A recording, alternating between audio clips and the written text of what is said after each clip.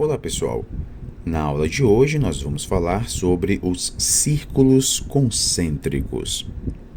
A instituição do currículo dos anos iniciais do ensino fundamental, do primeiro ao quinto ano, por meio de círculos concêntricos, foi uma estratégia que se baseava numa escala de organização espacial, partindo do mais específico para o mais geral, dos espaços menores e menos inclusivos para espaços maiores e mais inclusivos, e, sobretudo, no que se refere ao ensino, do plano concreto ao plano abstrato. A noção central que sustentou essa tese dos currículos concêntricos no ensino foi a psicologia cognitiva de Jean Piaget, que parte da suposição de que os estudantes passam por estágios de desenvolvimento que vão do mais concreto ao mais abstrato, do sensório-motor ao operatório formal.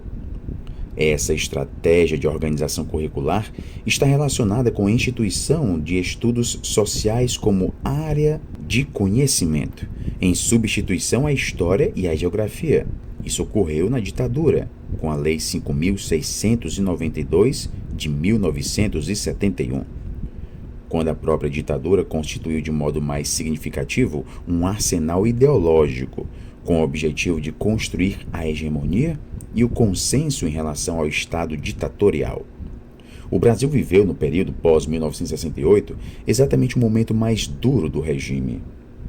Convivia-se aqui com o desaparecimento, a tortura e a morte daqueles que se opunham e lutavam contra a ditadura. As aulas de História e de Geografia foram visadas como espaços de crítica e de reflexão que precisavam ser vigiados e controlados.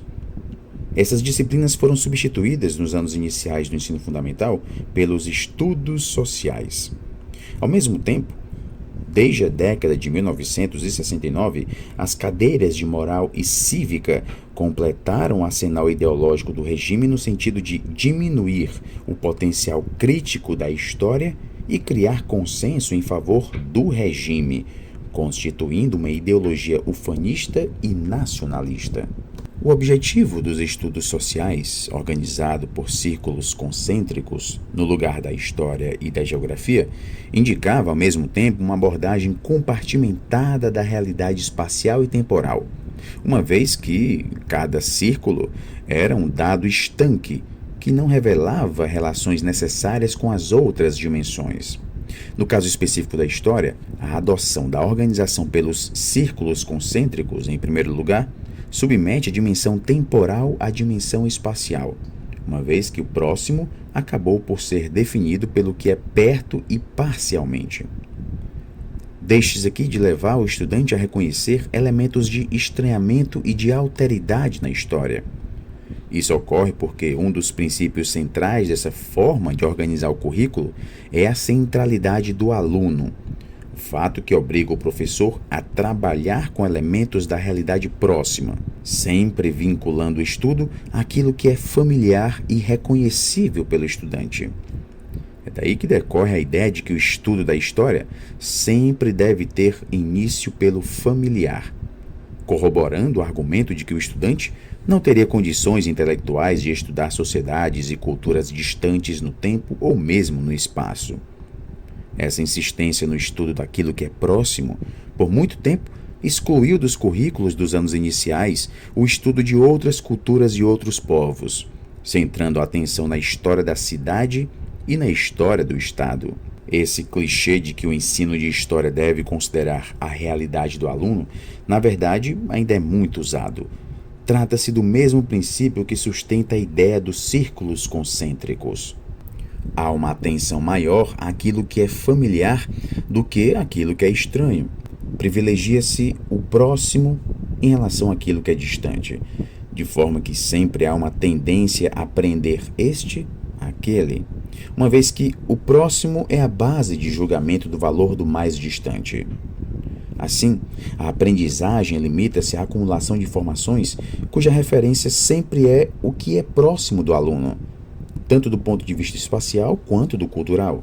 Na medida em que o aluno é o centro, a partir de onde se pensa o tempo e o espaço, Tudo que se estuda está necessariamente relacionado com a sua experiência pessoal e limitado por ela. Ao tornar familiar o que é estranho, a experiência alheia, a aprendizagem através dos círculos concêntricos cria uma identidade entre o que é ensinado e o contexto do aluno. A criança deixa de aprender com o outro, pois reduz esse outro à sua própria experiência.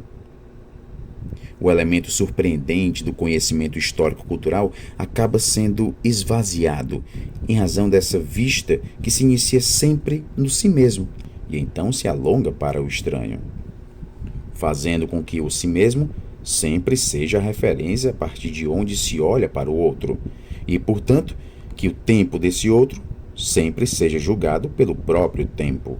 Nessa perspectiva, toda aprendizagem deveria iniciar pelo concreto, pois nos primeiros anos de vida, a criança encontra-se na fase concreta de desenvolvimento. Chega-se novamente aqui à ideia de que é preciso estudar locais próximos e tempos familiares. Esta concepção é muito classificatória e supõe um modo estanque, linear e determinado do desenvolvimento da aprendizagem. Acredita-se aqui que a aprendizagem histórica e o pensar historicamente devem se propor a romper com a cronologia e a temporalidade linear, que são precisamente o que a estratégia dos círculos concêntricos reforça, com a sua divisão por períodos ou eras e seu modo eurocêntrico de conceber a temporalidade. Na organização do currículo por círculos concêntricos, a história local acabou por ser reduzida a um conjunto de dados informativos possíveis de serem transmitidos a estudantes ainda em fase concreta de desenvolvimento, sem nenhuma pretensão de estudo dos elementos sociais e culturais de um lugar, de uma comunidade, mas com o propósito de criar uma história linear, descritiva e cronológica do local. Nós teremos aqui, pessoal, nessa perspectiva, uma história não problematizadora, que mira as comunidades e os lugares de inserção cotidiana dos estudantes como sendo espaços livres de conflitos ou lutas e de produção de vida e resistência. A história local não passa, nessa perspectiva, de um conjunto de referências informativas sobre a cidade, a fundação, os primeiros habitantes, emancipação. Isso não possui outra função senão a de adequar as novas gerações aos espaços nos quais vivem.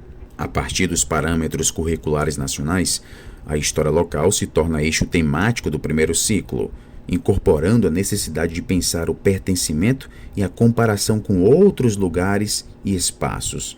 Os estudos da história local atualmente poderiam buscar uma problematização do lugar, das complexidades da vida cotidiana, consideradas como lugares de história e, sobretudo, de resistência aos poderes que impõem modos de ser e de viver as comunidades por meio das mídias e das instituições. E nós finalizamos aqui esta aula. Bons estudos a todos e até a próxima.